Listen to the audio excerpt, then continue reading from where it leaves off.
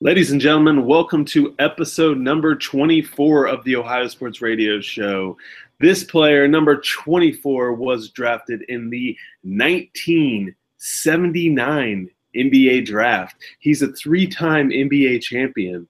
He played with the Chicago Bulls, but was drafted by the New York Knicks. He also had a brief career with the Seattle Supersonics. Ian, can you name this number 24? What were the teams again?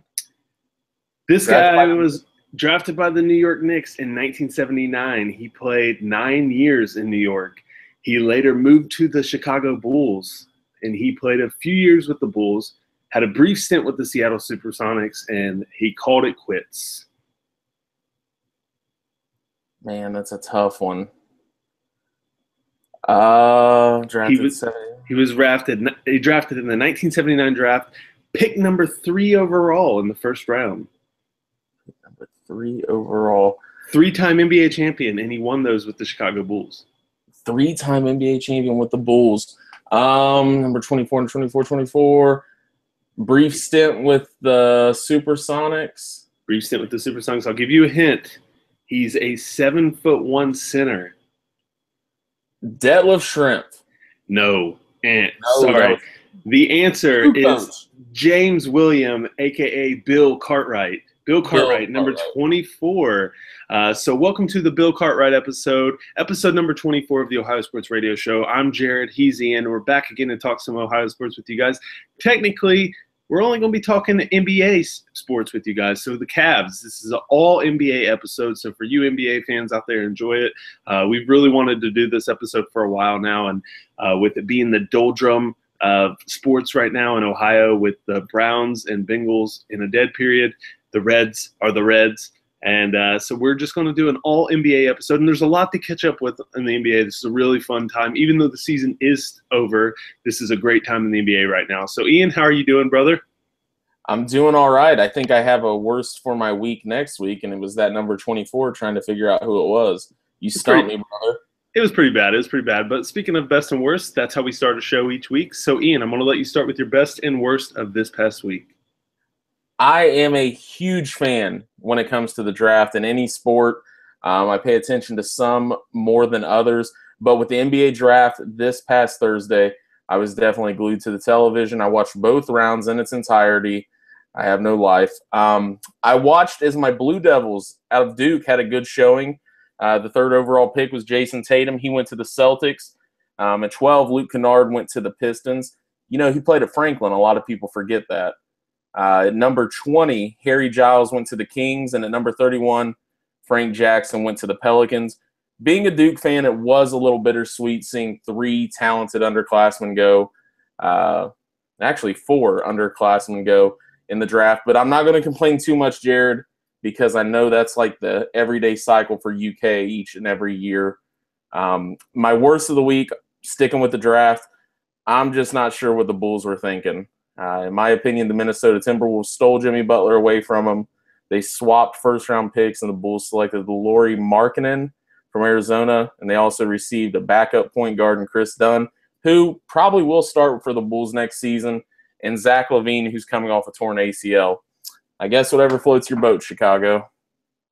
On the contrary, my friend, my best of the week is actually the Minnesota Timberwolves going out and getting a player, a superstar like Jimmy Butler, to go play with Karl Anthony Towns, Andrew Wiggins, Ricky Rubio. That team is loaded. They got tons of talent. They got a great coach in Tom Thibodeau. Minnesota is a scary, nice team for the future. Karl Anthony Towns' ceiling is – there is no ceiling for that kid. He is unbelievable. And that team's only getting better by adding a great scorer in Jimmy Butler. And you pair him back with Tibbs, who absolutely loves him. That Jimmy Butler's best season in the NBA was when Thibodeau was his coach. I really, really like what the Timberwolves did in the draft. They gave up Zach LaVine, Chris Dunn, who's been injured. They didn't really give up much for a great player like Jimmy Butler. So I thought the Timberwolves knocked it out of the park. They did a very good job. My worst of the week is the NBA PR team. What in the hell are they doing? It seems like every draft a player is drafted, they'll go high in the draft, and then their previous tweets get dug up. And in today's world where everything's on social media, you have to get rid of these things. They do a rookie symposium, Ian. Why don't they sit these guys down and say, all right, we're going to go through your old tweets and just delete all the ones that we think will gain traction? For instance, Zach Collins of Gonzaga tweeted, hashtag tweet like a girl, ... a million dots, penis. That was the tweet. Zach Collins of Gonzaga. My Dallas Mavericks drafted Dennis Smith Jr. He tweeted, everybody has God-given talents. Mine just so happens to be slanging this wood in my pants. So that is who my Mavericks drafted, and I'm really looking forward to having him on the team. But NBA, what are you doing? Get these kids in a room, have some PR people scroll through their Twitters, and delete the tweets that are going to gain traction. It's only a black guy on your team. There's some other tweets that Dennis Smith Jr. had that I do not feel comfortable reading on the air. Pretty rough.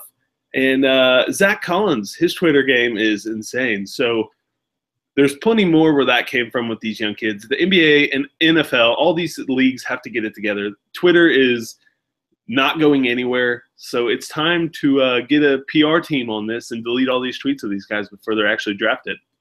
So that's our best and worst. Speaking of the NBA draft, if you know me, you know I'm a huge fan of drafts in general. NFL draft, NBA draft, NHL draft. I'll sit and watch the whole thing. NBA draft is a really fun time because it seems like there's a lot of trades that happen around there too. Leads into the off season, and you got free agency right around the corner. And we had more of a reason to watch this year, being from Ohio, where we're from. Luke Kennard from Duke, he's from a neighboring town over. Everyone, like you said, Ian, people forget he went to Franklin. Around here, that's the ongoing joke because it's really all you hear about. But you can't be happier for the kid. A local kid, you rooting for him to go. I hated him at Duke. I'll be honest with you. I know he's a good player. I hated him because I hate Duke. Ian, I know that he was your boy there, but you can't be happier for a kid like him just to get drafted. It sucks he went to Detroit. Detroit's they're kind of struggling, not so great of a team, not so great of a city, but it is close for his family. It's not far away. They can go watch games, and it's just so awesome to see a player like that who's worked his butt off, accomplish his goals.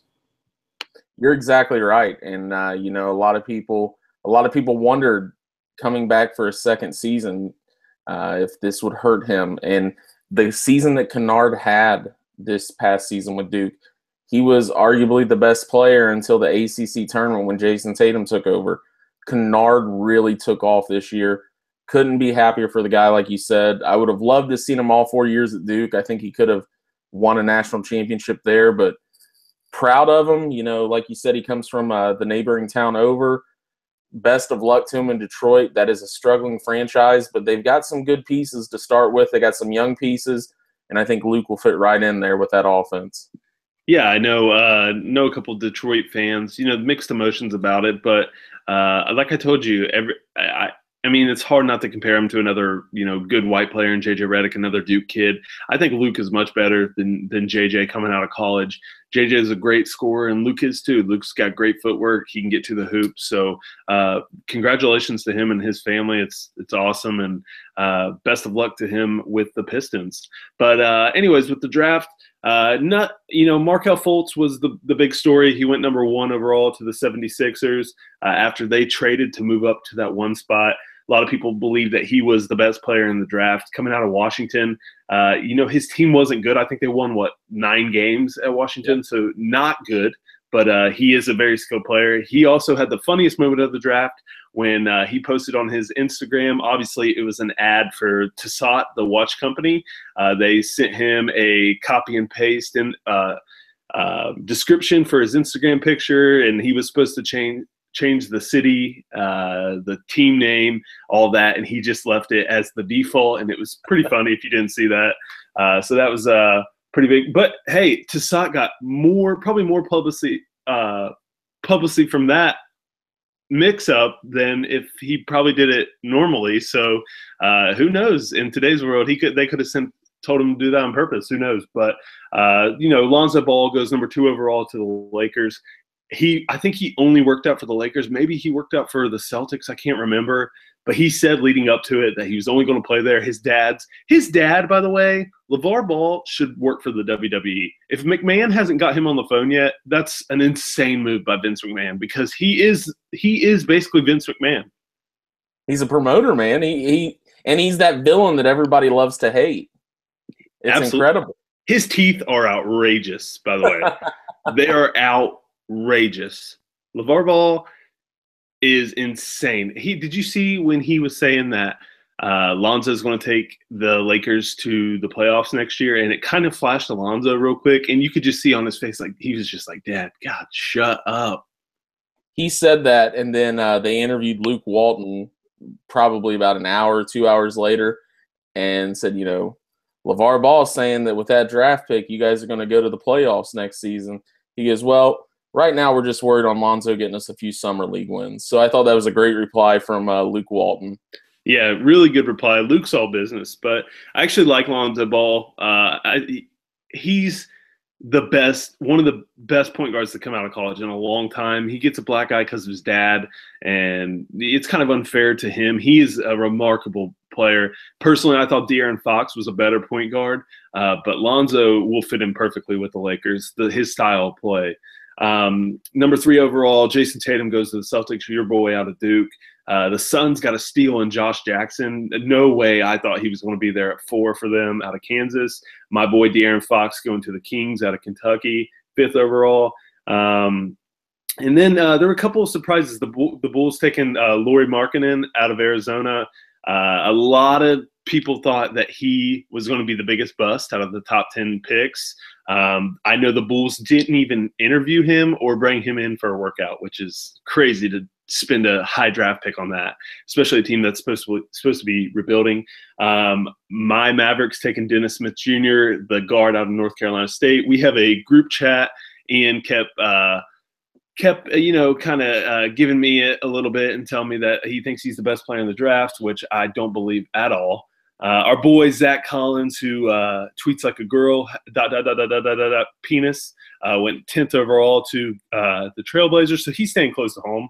My boy Malik Monk, 11th overall to the Hornets. So, you go down this whole list, but what do you think of the draft, Ian? Well, first of all, I wanted to point something out I thought was hilarious about the Bulls taking Markkanen, and, they didn't even interview him. They didn't bring him in for a workout. Not the first Chicago team to do that this year, with the Bears taking our Mitch Trubisky. Yeah. The name. Hey, speaking of PR, Mitch Trubisky had the classic tweet. He said, "I love to lick titties," or something like that. Yeah, it had something to do with tits. But yeah, the Bulls are, the Chicago teams. They're making a name for themselves this year, taking guys that they've not built a single relationship with. But overall, with the draft, personally, I believe. Now, before you scorn me for this, I believe the Sacramento Kings absolutely killed it. They had a ton of draft picks. They took De'Aaron Fox at 5.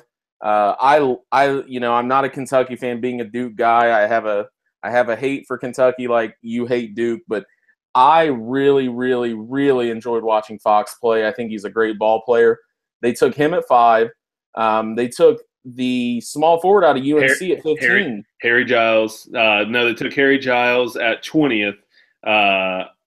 Sorry. Justin Jackson. That's what you're talking about. Yeah, Justin Jackson at 15. Justin Jackson, 15th out of UNC, and then Harry Giles, 20th out of Duke. And then they also got the Wooden Award winner at 34, Frank Mason III. Yeah, they killed it in the draft. They did. They're a fun team. They got a lot of youth and a lot of high ceilings there with the potential. Yeah, the Harry Giles pick, kind of raised some eyebrows, him being injured and whatnot. But that kid was a freak. He was the number 1 kid coming out of high school. If he can stay healthy, that's a steal for them. Absolutely. And they talked about, if he was healthy the whole year at Duke, they were projecting him to be the number 1 draft pick before the college basketball season started. So they definitely did well. I thought the biggest steal of the entire draft was another one of your UK boys. I don't think the Charlotte Hornets ever dreamed of Malik Monk being there at 11. And just like Fox, Monk is an extremely fun player to watch. I think he's really good, and I think that was a steal in the draft. Yeah, I definitely Malik can fill it up and he's just a natural scorer. You know, I got to watch him all last season, and it was his team through the first half of the season, and then De'Aaron Fox, as typical Calipari team fashions, his point guard develops throughout the year and becomes the leader of the team. And, you know, it was De'Aaron's team by the end of the tournament. But Malik Monk, when he's on, I mean, he's just in a zone like you've never seen. And I thought that was a steal for Charlotte. And Malik's the type of player that he's going to have a chip on his shoulder of all those teams that didn't pick him. And I thought I thought that he was at least a top 8 pick, personally. I agree. His resume, you know, speaks for itself, the type of season he had. And it kind of that moment where the Hornets were sitting there at 11, I looked at my buddy and I said, "Man, Monk is still sitting there. No way the Hornets let that go." You know, it reminded me of the NFL draft when the Browns were sitting at 12, and you know, we thought the top 10 was going to be all defensive players, and then all those defensive studs were still sitting there at 12 before the Browns ended up trading that 12 pick. But it kind of had that NFL feeling where, you know, what is going on? Why is there a player of this caliber still sitting here at 11? Yeah, and speaking of Kentucky, I like the Heat taking Bam Adebayo. I think it's going to be good for his game to play against Hassan Whitehead and to be able to he needs to get stronger. His hands are not good. At Kentucky, I'm telling you, he could not catch a cold. So for him to be able to learn from a player like Hassan Whitehead, who's had to work to get to where he is, I mean, that's the stereotypical thing to say, but Hassan White, I mean, he's is it Whitehead or Whiteside? Whiteside. Have I been saying Whitehead? Yeah. God, I'm an idiot. Hassan Whiteside. Jesus. So I'll edit that out. Don't worry about it. So Hassan, okay, let's start this over. Start it over right now. So another surprise for me was the Heat at number 14 drafting Bam Adebayo out of Kentucky. Damn it, I fucked that up again. All right, run it back. 3, 2, 1. And staying with Kentucky, I really liked the Heat at number 14 overall drafting Bam Adebayo. I think it's going to be good for him to play with Hassan Whiteside, to be able to learn. His hands are terrible, couldn't catch a cold at Kentucky, but to be able to work with a player like Whiteside who has actually worked his way up, that's stereotypical to say, I know, but he has worked his way to the top. He bounced around from team to team. So for Bam, that's going to be really good for his development. I really like that fit in Miami. I agree, especially with, you know, nobody knowing what's going to happen with Chris Bosh. You know, they needed another big man, a guy that they can depend on for years to come. And taking a guy like Bam, we know the athleticism's there. He's just got a few minor details he's got to work out. But another one of those, you know, high potential guys. You know, Calipari does a hell of a job recruiting. I've said, you know, even though I'm not a Kentucky fan, there's nobody that holds a shoe to him when it comes to recruiting. He's a genius. Nobody markets like him. I mean, you see, he's got 3 kids going in the first round again, and he's sitting there front and center. He always gets an interview with ESPN. So these kids who are sitting at home, who are top 100 kids in the country in high school, they see John Calipari on there. They see him changing lives, hugging families. Those kids are now millionaires, signing big contracts, and they're sitting at home like, I want that. And Calipari's just up there like, yeah, you know, it's just run of the mill for us. This is what we do. We dominate. And he's genius with that. I've always said the toughest job in the world will be the person who takes over Kentucky after him, because nobody markets like he does. And he's just a great recruiter. Whether you knock him for just having one title or not, you call him a snake, whatever, the guy puts people in the league, and he makes a lot of millionaires. So, yeah, it was a really good draft overall. Anything else that stuck out to you in the draft, Ian? Not really. It was just, you know, it was a fun draft to watch. There was, you know, a lot of people talked about there not being very many high potential guys in this draft. And I think by just looking at how many impact freshmen were taken in the first round, I think it proves that statement to be false. I think there was a lot of good players in this draft, and I'm excited to see moving forward how a lot of these guys progress with their teams. A lot of teams that took based on their need. It wasn't a lot of, taking the best player available. It was they were taking guys to fill specific holes on their team. So that'll be interesting to look at. Another thing in the NBA with the second round of the draft, teams are allowed to buy draft picks from other teams. They're allowed to just trade for straight cash money to a team that doesn't have a draft pick. The Cavaliers, who did not own a draft pick in either round, were trying to get into the second round to take Ivan Rabb out of California, but they were unable to succeed. But then just to go ahead and pour more onto the Chicago Bulls, they sold their second-round draft pick to the Golden State Warriors, who came out with an absolute stud in Jordan Bell, who's power forward out of Oregon in the second round. A lot of people had this guy going in the first round. Warriors take another good young stud. I mean, they compare this guy to Draymond. So, I mean, you're getting another guy like him. It's, it's crazy to think the rich get richer and something like that with a second-round pick. Yeah. That's what happens, though, when you trade away all your assets and all your picks and you put money into old players and let LeBron build a team. So, yep. That's what happens. But, the draft was fun. And then free agency, couple big shockers came out the following day. Chris Paul and Blake Griffin, both of the Los Angeles Clippers, are opting out of their contracts to become free agents. Crazy news. I think Chris Paul was kind of expected. There's been rumors of him possibly going and play in San Antonio, play under Pop. Blake Griffin is kind of a shock. He's the face of that franchise, in my opinion. Yeah, I didn't see that one coming. Like you said, I completely agree. I think a lot of people saw Chris Paul coming and opting out of his deal, but I never fathomed Blake Griffin leaving because, when you can be offered the most amount of money by the team that you are on, and opting out of that last year on his contract, that blew me away. I'm sure the rest of the league is ecstatic with that because that's another big player that teams are going to be able to go after this summer. So it's going to be really interesting to see where he lands because he's an impact player. I mean, if he can stay healthy, I know he's gotten hurt over the last couple of years. If he can stay healthy, he's one of those guys that can, make a 7 seed or a 8 seed team turn into a 2 or a 3 seed, maybe even a 1 seed if he goes somewhere that already has the pieces. So let's play a little game here. Who top 3 destinations that you believe Blake Griffin, and you can include the Clippers in this as well, top 3 destinations that you think would be a possible landing spot for Blake Griffin? I know he's been linked to the Heat, and I like that move for the Heat. I don't necessarily see why Griffin would go there. If I'm, shooting at the cuff, I say possibly Indiana. They could try and offer him a big amount of money if they think Paul really is going to end up leaving. Paul George is going to end up leaving. I know they just took a power forward in the draft, but that'd be a nice addition to Miles Turner down low.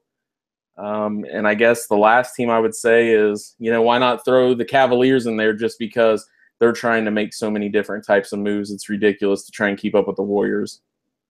All right, so here's mine. I think number 1, I'm going to keep the Clippers on there. I think it would be hard to fathom them letting him go. He can opt out. He can rework his deal, get more money. I would think the Clippers. Man, I don't know though. But I'm going to keep the Clippers on there. 2, I'm going to say Boston. They have a ton of assets that they could send LA's way. Or he's a free agent. Fuck. They can do a sign and trade. Okay. Well, I would say Boston is a good. Damn it, dude. Let me start that over. Let's start this over. Okay. All right. So how did I lead into that? Okay. So let's play a little game here. 3 destinations that you believe would be the best fit for Blake Griffin. 3 possible landing spots for him in free agency. 3 possible landing spots for Blake Griffin. All right, no particular order. I'm going to go with the Miami Heat. I know he's been linked there.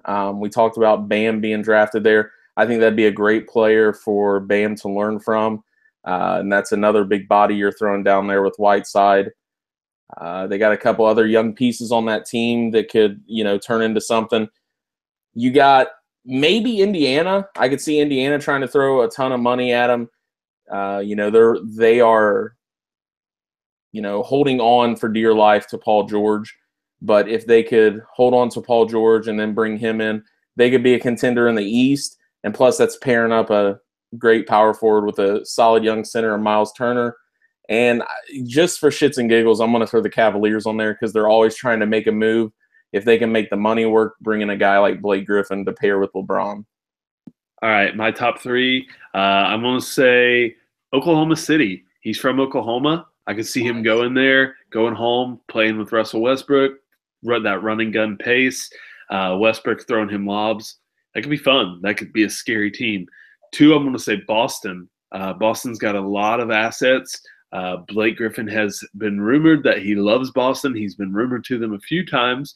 He's came out and said that he loves the city. That'd be fun to see him in the East battling the Cavs. And then I'm going to say San Antonio. I think everyone is kind of crazy to not consider going to San Antonio and playing under Pop. So I'm just going to throw San Antonio out there. Who knows? We could probably see him back in a Clippers jersey next season, but still pretty fun. Now, where do you think Chris Paul could end up being? You don't have to give me three, but just where do you think is the best fit for Chris Paul? First off, you've got me pissed at you again because I'm jealous I didn't think of the Oklahoma City Thunder. Yeah. That is a great, great point. I always thought the Thunder were crazy for not drafting him, but that's neither here nor there. Yeah, he's from Oklahoma. I mean, who wouldn't want to go back home and play for their hometown team? And you pair him with the star like Russell Westbrook, that's a 2 seed in the West. That's an incredible point, my friend. As far as Paul goes, I think San Antonio. I mean, that's the only team I've heard him linked to. I know that people talk about LeBron's banana boat friends, but I don't see any reason. I think it would be asinine for the Cavaliers to move Kyrie to get somebody like Chris Paul. I think the Spurs are trying to get rid of LaMarcus Aldridge. That would free up some money so they could go after Paul or Griffin, or if they can move up some other money around. And I know they're already sitting on a little bit of money because the Spurs are smart with their money. They could possibly bring in both those guys. And then tell you what, that makes the West real interesting with the Spurs and the Warriors. Yeah, so that would be fun. I think Spurs and Chris Paul would be a good fit, him running pick and roll offenses. I'd love to see Dallas go after somebody, but Dallas swings and misses in free agency more than anybody. So actually, I kind of don't want to see him go and get my hopes up. Hassan Whiteside was a Maverick last year. It was written in stone, and they couldn't sign him. So that team consistently upsets me. So who knows? But it's going to be fun. Free agency is always fun in the NBA. And with all the way this money is thrown around now, you never know where somebody's going. So, yeah, that's a lot to look forward to. Let's move on and talk a little bit about the Cavs. Kind of some big news. So the Cavs fired their GM. They are now in serious talks, quote, with former NBA point guard Chauncey Billups to become the new general manager of the team, which is odd. But, whatever.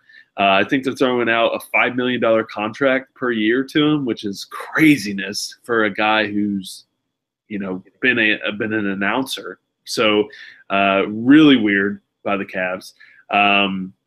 Also, it just broke Sunday evening that they are in serious talks to acquire Paul George and Kenneth Faried via a 3-team trade, which would see power forward Kevin Love heading to one of the 2 other teams. Now, nothing is official yet, but this is just the rumors. Brian Windhorst has been floating it out. And if Wendy's saying it, there's some truth to it. So who knows what's happening? Ian, what do you think of all this? Yeah, if Wendy's talking about it, there's definitely some traction. I don't know. I know the NBA is a win now league, so Paul George makes sense for the Cavs. But if this guy is just absolutely hell-bent on going to the Lakers, I really, really, really don't know if I give up a ton of assets, And granted, we don't know what more could be included in this deal. I know Kevin Love is a part of that deal that is rumored. But I think right now that the Pacers are they're trying to grab anything they can for this Paul George deal. They know he's leaving town. They know he won't stay in Indiana. As a Cavs fan, I think that makes the team a little bit crowded. I don't know who plays the 4. I don't know if you bring Fareed in to, just go ahead and automatically start at the 4. I think you need to do something down low because Tristan Thompson isn't the answer at center. But as far as the prospect of Paul George coming to Cleveland, I like it, but then I'm also in that camp of, if he's going to leave, why give up a ton for him? I actually don't understand the Paul George move I understand they want to add more scoring to the team by the Cavs, but I just don't think he fits in well with that team. Like they need big men. They need more than that. LeBron can score. Kyrie can score. They're missing a third guy. I understand that, but you're getting Paul George for one season, and you're going to give up probably more than what you're going to gain because I just don't think it's a good move. I just don't think it's a good move. Paul George is going to LA. He's going to be a Laker, whether it's in 2 years or this year. He's going to be a Laker.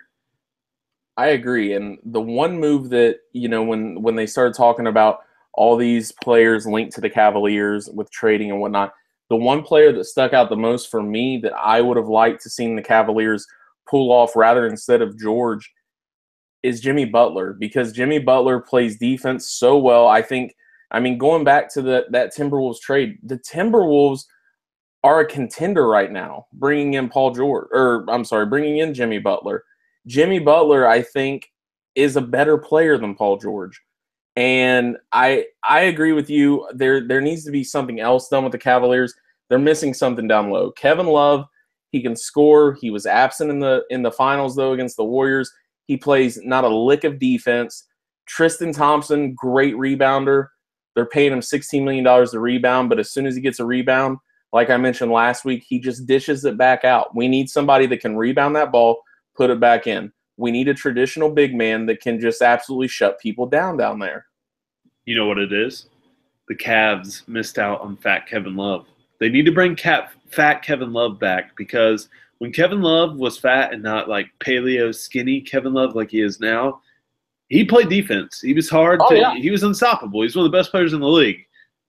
Skinny Kevin Love, that just shows you kids, quit working out, quit dieting, just be good. Accept your God-given ability and just be good and ride that until it fizzles out. Kevin Love was unstoppable when he was like the picture of him where he's like in the shorts that are touching his shoes and he's in high school. Oh, that's the greatest picture ever. Fat Kevin Love needs to come back. That should be in his contract. I think fat Kevin Love would make this Cavaliers team a contender next season. He'd be grabbing boards. He'd be back to his 20-20 ways. I wholeheartedly agree with that. Too skinny now. So that's the problem. Cavs, LeBron needs to put a hamburger in front of Kevin Love's face and just say, this is your off-season workout. Don't bother coming putting up shots we know you can shoot. Just eat this and then eat ice cream afterwards and make sure you eat like a bucket of fries. And fat Kevin Love's back before the start of the season. So that's what I believe the Cavs should do. Either get rid of him or make him gain weight. I think that's a foolproof plan. And his jersey number next year, if he gets fat enough, can be 216. I'm doing the Italian chef kissing the fingers right now. But yeah, so I just don't think Paul George is a good fit with this team. They're going to give up more, in my opinion, to get him for one season rental than what they would do if they just waited. I just don't understand it. I just don't really understand what they're doing, to be honest with you. I don't know who's pulling the strings in Cleveland, but I think it's a dumb trade. I think it's a dumb trade as well. And like you just asked, you don't know who's pulling the strings. We know it's not LeBron. That whole David Griffin move completely blindsided LeBron. So I don't know. He can say he's blindsided by it. Yeah, I guess you're right, but that doesn't mean he's actually blindsided by it. True. I don't know. I don't foresee a future with Chauncey Billups to where we immediately become the championship. Is that not weird that they're bringing in Chauncey Billups, who has really no experience doing this? Yeah, he's been a leader. I think they're gonna go ahead. Oh, okay. He's been a leader on the floor. Chauncey's been a leader on the floor. That's different than pulling strings and working negotiations with other guys who've done this for half their life. It's a weird move by the Cavs. Exactly. He's not a businessman. He's a player. He's a former player. He's a sideline reporter. He's an analyst. Stay with that work. Like that has I'm trying to think off the top of my head. That's never panned out for anybody. Look at Vlade in Sacramento. It's horrible. It's an eyesore. Yeah, Jordan, when Jordan was the GM of the what were they? The Hornets Bobcats. now, Bobcats then. Yeah, when Jordan was the GM of the Bobcats, all he would draft was North Carolina kids, if you remember. Yeah. And finally they're like, hey dude, let's not fucking do that anymore. Let's draft some other kids. There's other schools out there. So when he gave that up, I mean, now he's just the owner of the team. So they're starting to put together something down there. Kemba Walker, Michael Kidd-Gilchrist, Malik Monk. They got all these young talents there. I just don't understand bringing in Chauncey Billups. It's weird. The Cavs are a weird team to me. Everything's just seems like they're reaching and just pulling and trying to cling on to this championship team that they had instead of being like, okay, that was a fun run. There's guys on here we need to offload or the ship's going to sink. You know what I mean? Because this could be a very, very bad few years for the Cavs. If LeBron leaves, Kyrie you don't know what happens with this team. If LeBron leaves, this team is in trouble. Yeah, absolutely. Kyrie's already went on record saying that if LeBron leaves, he would request a trade. That's what I'm saying. If those two leave, this team is back to square one. They have nothing. They have no draft picks. And then I saw a tweet that said the Cavs are just going to go back to their old philosophy of hoping a once-in-a-generation player is born nearby. And that's sad, but you know what? That's probably a reality right now.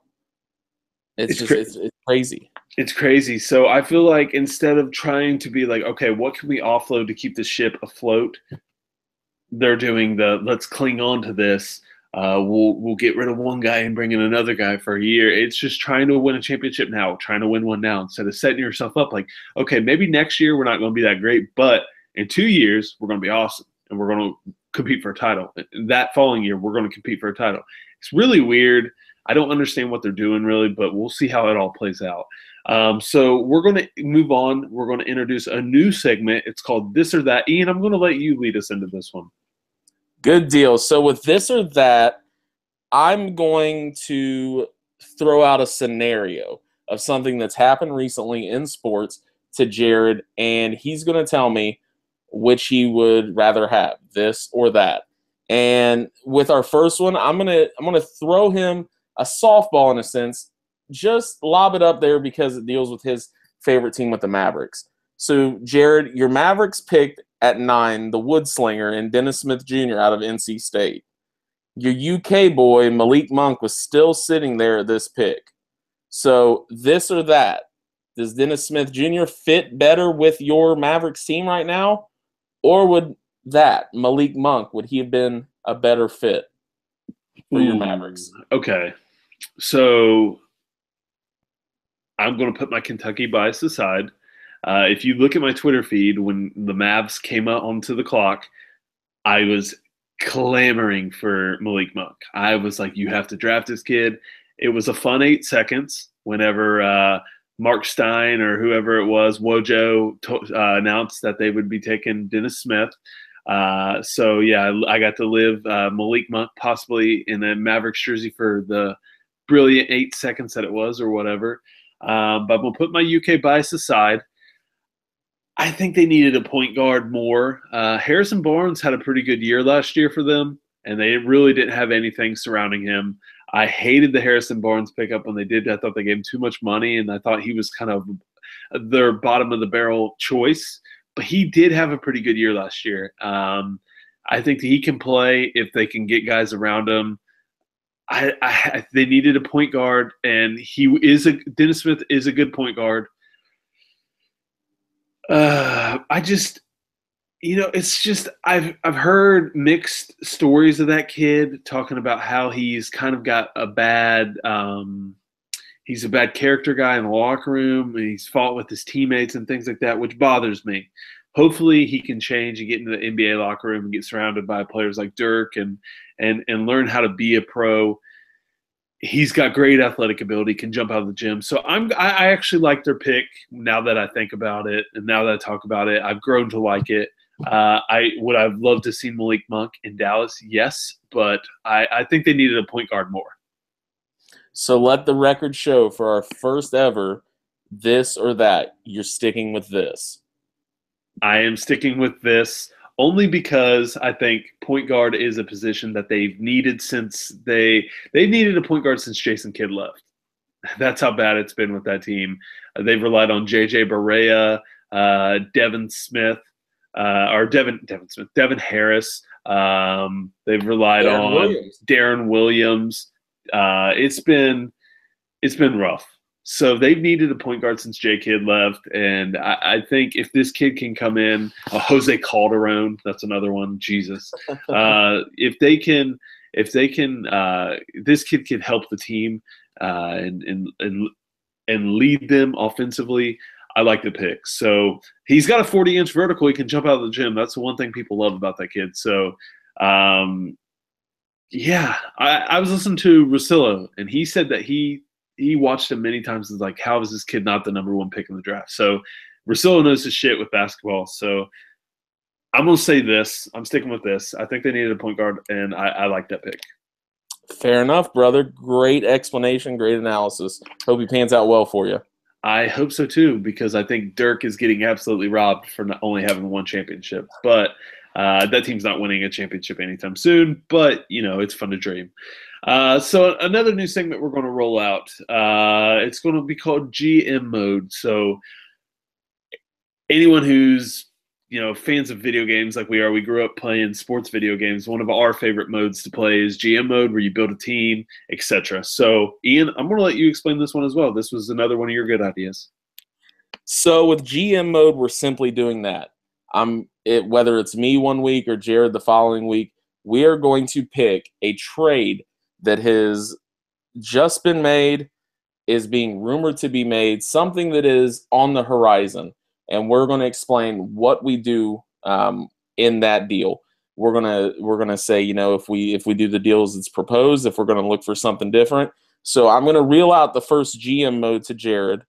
So we saw things go haywire very early in the draft with the Bulls trading Jimmy Butler. Butler had actually went on record saying he wanted to sign a long-term extension with Chicago last week, and the Bulls ended up dealing him anyways, which was very puzzling. Meanwhile, the Pacers still have Paul George, a player who has been very vocal about having zero interest in re-signing with the team after this season. It was rumored that the Lakers were willing to give up that late first-round pick, a future first-round pick, and maybe a player, someone like a Jordan Clarkson. Jared, you're entering the GM mode. You're the Indiana Pacers general manager. What's next? What are you looking for? What would you do? Okay. So Paul George has came out and said, I am not playing in Indiana. I want out. I want to be a Laker. He said he's going to explore free agency, but everyone knows he wants to be on the West Coast. So in my opinion, I would have approached him earlier and said, like, hey, look, I'll find you a place. I know you don't want to be here, but don't come out to the media and say that, because we want to get the best return, right? By Paul George coming out and saying that, his trade value has plummeted.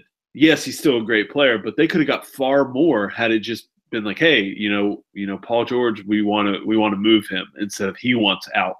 Because now teams are like, well, all we got to do is wait it out. He's going to become a free agent. We'll just offer him money.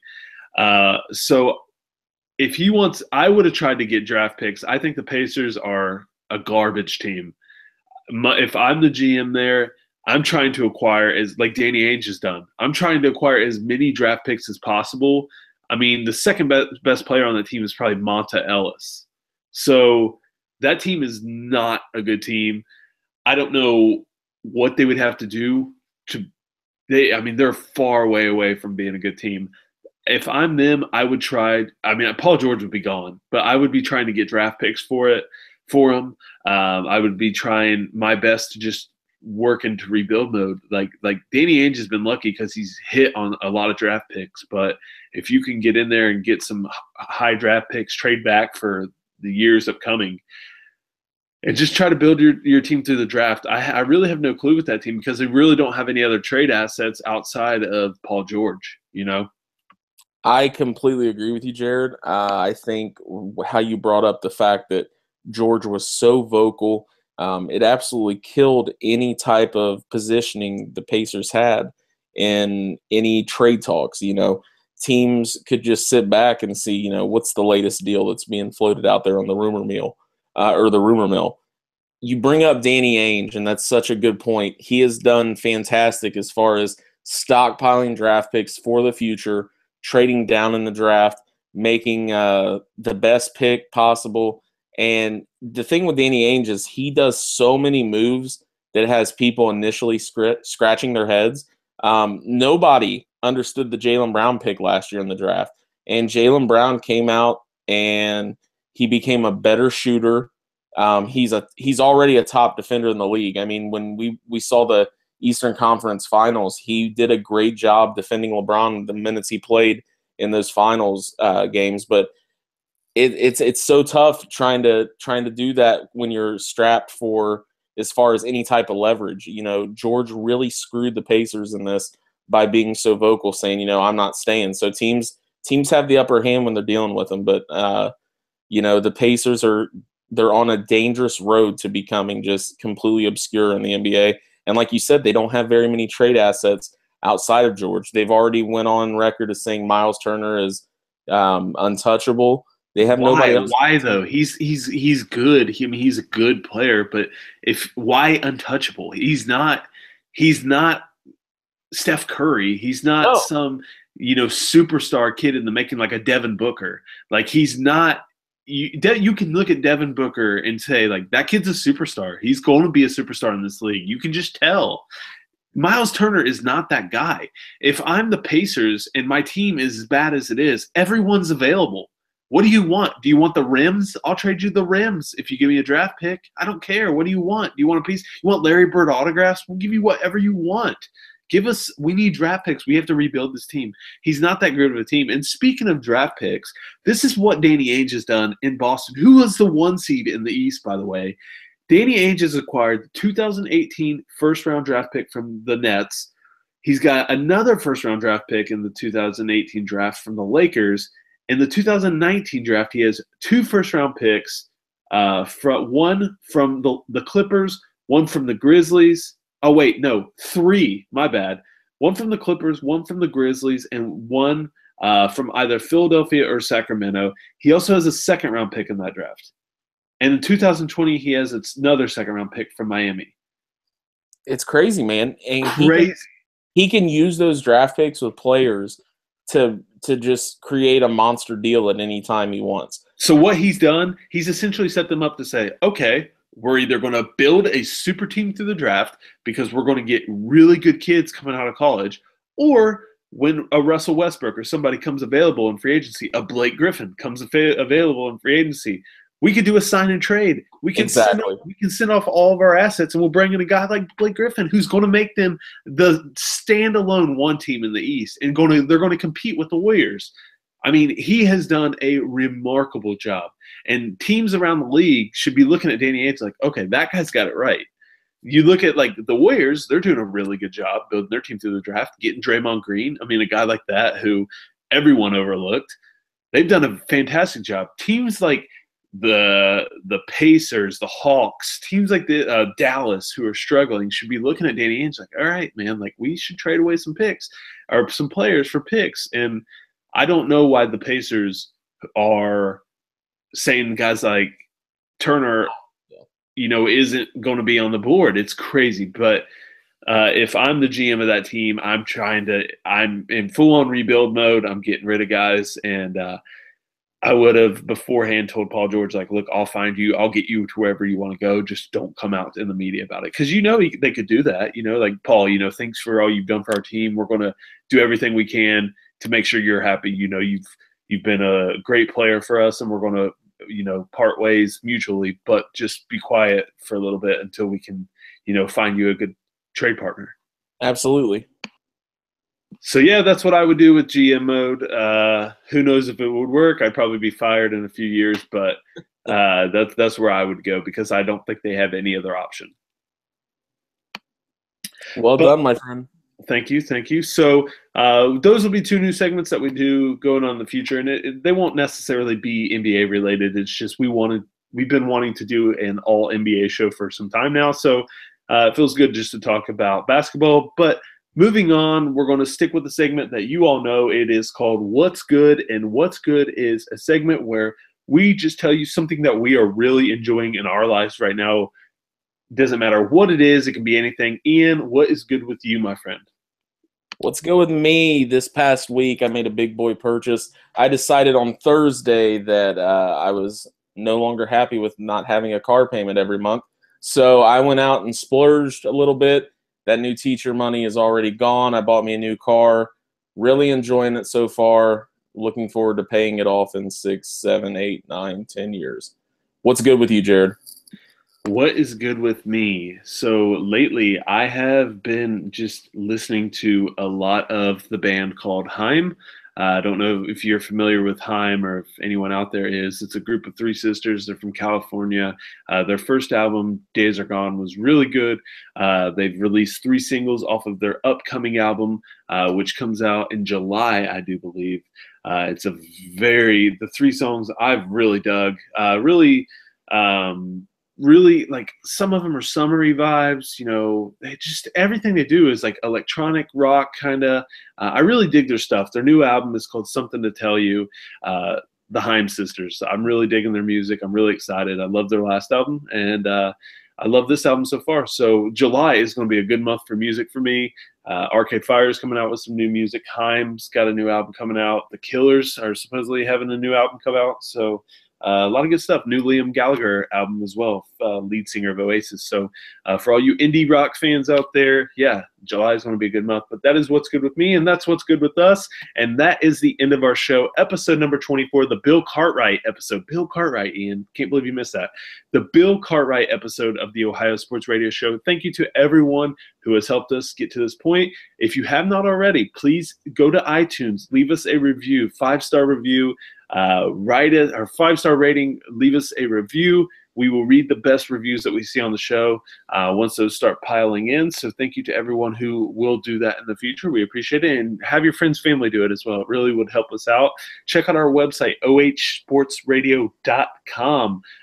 If you or a friend or anybody is interested in becoming a writer for our website, please send us some stuff. We have a contact page on our website. Send us a link, and we would love to check out some of your stuff. Follow us on Facebook and Twitter at Ohio Sports Radio. Once again, I'm Jared. He's Ian. Thank you guys so much. Ian, any final words? No, sir. No, sir. That's his final words. So thank you all. We will see you on the other side for episode number 25 of the Ohio Sports Radio Show.